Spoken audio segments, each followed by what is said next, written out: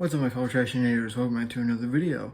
As you can see, I'm not doing the drawing speed paint thing or whatever I did last time. I did a review of a movie or a TV show. It's because, one, I just wanted to try out the old way again to see how it is. And two, I finished my sketchbook and I have nowhere else to draw now, except for like whiteboards and like stray pieces of paper. So we'll have to wait until I get another sketchbook. Until then, you're stuck with my face. You're stuck with my greasy mug. So anyway, as you saw in the title, today we're reviewing Adventure Time Distant Lands, the three-part miniseries that is sort of an epilogue to Adventure Time, since it ended back in what, 2019? Late 2019, I think. So, as a person who literally grew up on the show, I do have a soft spot for it, though I do not really watch it on the regular, or like, it's not really a big part of my life. I do love it with everything in my heart, but it's just, you know, sort of not like a very big part of me. Yeah, I like it, it's not everything to me, as other people are. So this is from like more of a review from the perspective of someone who doesn't really, you know, absorb it on the daily. That doesn't mean I don't like it, of course. But anyway, so let's get straight to the review of episode 1, the one with BMO, where they're off in space doing a mission for the corporation they were made for, and they're off in space, and then they eventually land into a society of aliens that need help, and BMO helps them and helps the secondary character who has an identity crisis, but their parents don't accept them. They only see them as a working sort of person for them. And it's a very nice episode. It's sort of like a good introduction of what we're getting, but we're definitely going to get a lot more, because BMO isn't really an interesting enough a character for having like a compelling story. That's why most of the compelling parts of this episode are dedicated to the secondary character, the bunny person. So yeah, BMO helps them, and then we find out it's actually a prequel to the Adventure Time itself, because after this, BMO heads back to Earth, and they land right in front of Finn and Jake's house. As Jake is a young adult, and Finn's a child, and Jake is raising him. So yeah, that's a good like a little snippet of what we're gonna get, but it really gets kicked off in Obsidian, where we see a sort of like a couple years after the final episode of, you know, Adventure Time, where PB and Marceline are still together, and they're having a wonderful relationship where, something bad happens, and then they have to relive their past as being off and on again, where they still had their problems that they didn't solve throughout the entire Adventure Time series. So, they go off, they solve the problem, yay, and it's wonderful. Obsidian is probably, I don't know, it's probably like the second best, because ooh boy, the latest one that came out, what, 2 days ago, I'm trying to look at the camera, I keep, sorry, but I want to keep talking about Obsidian, because I want this episode to be longer than 9 minutes.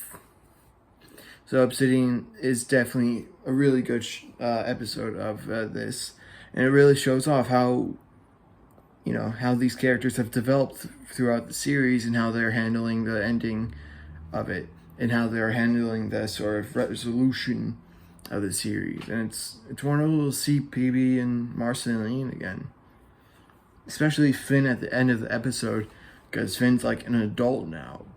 He's like, "Hey, yo, what's up, PB? What's going on? I heard you got monster problems." And it's cool to see him again. But yeah, so that was Obsidian, and now let's move on together again. We pick off at what seems to be Finn and Jake's getting 50 flavored ice cream. And so they're getting out of there, and then you see Ice King with 2 princesses, which are like lumpy space princess, and the turtle princess. I don't remember her name.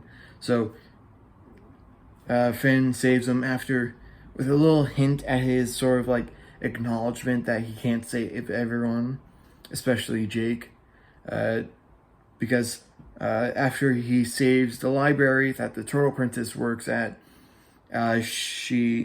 Finn actually realizes, oh, no, he doesn't realize that. He realizes that after he has a little, he realizes, no, he's in a sort of like imaginary scenario of his past life, because we find out, oh, this is actually old Finn, and he just died, and these parasites are bringing back good memories. So, but in Finn's case, he actually brings up his bad memories, like not being able to save everyone, and Jake dying, because Jake died. He's a dog, alien. I forgot to say spoilers, of course. If you're, I know not everyone's subscribed to me, so I have to put a warning. Okay. Anyway, so yeah, Finn died, and he's like, oh, where's Jake? And they're like, oh, Jake's, and he's like, no, I need to see Jake, and that's like his main priority. And then he finds out that Death died. Yep. Death died. And we find out later it's Death's son killed Death, because Death in life had a kid, and that kid has anger issues and like problems. So Death, he kills Death, but we find out Death's kid actually had his hand corrupted by the Lich, and so that'll be worked on later in this review. And so,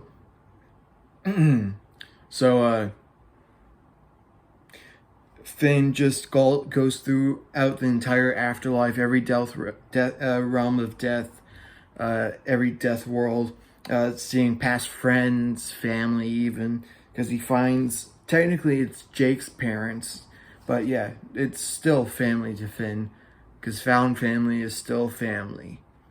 So, yeah, then after his, Jake and Finn's parents are obliterated, their world is obliterated, I should say more. It's more or less that. And so Finn is absolutely in despair, because I miss Jake.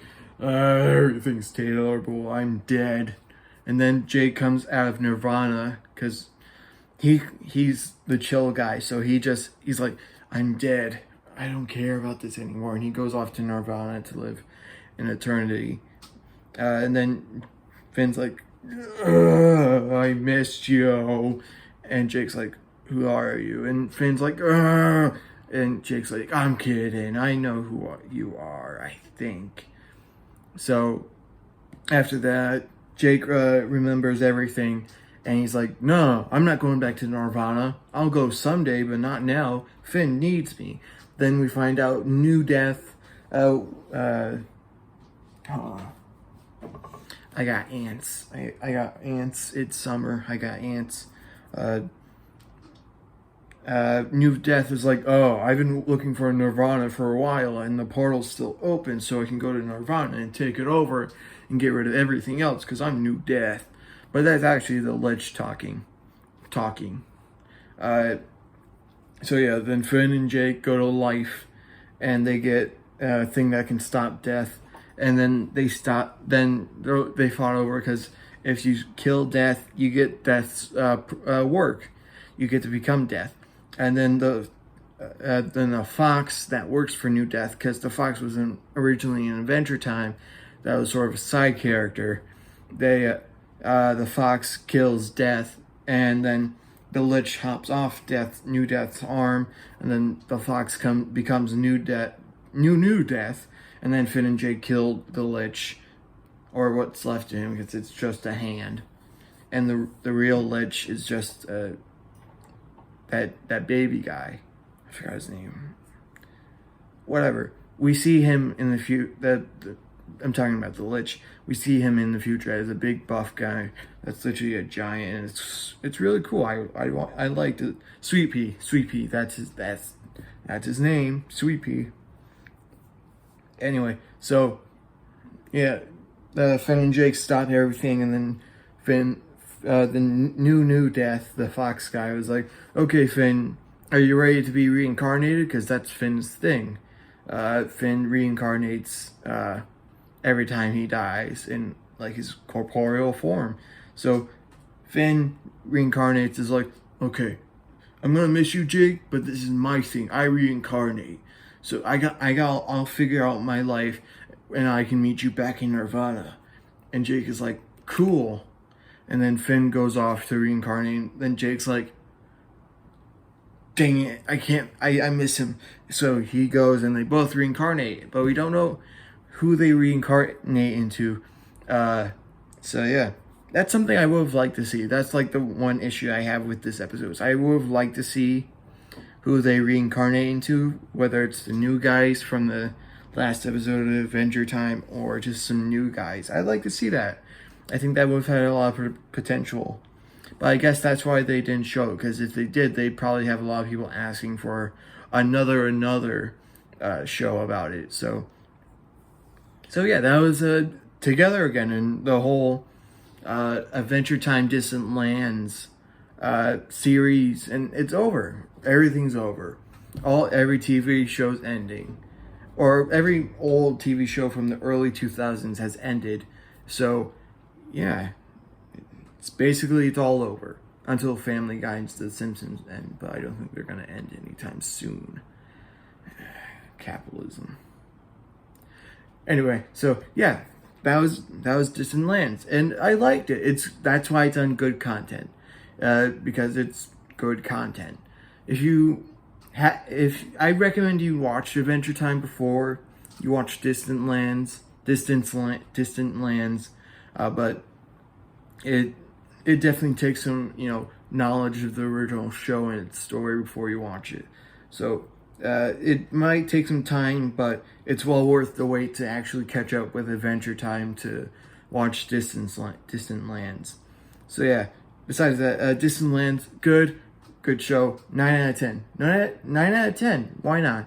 It's really good. I liked everything. The music, the story. Obviously, the BMO episode is going to be the weak link because it's BMO.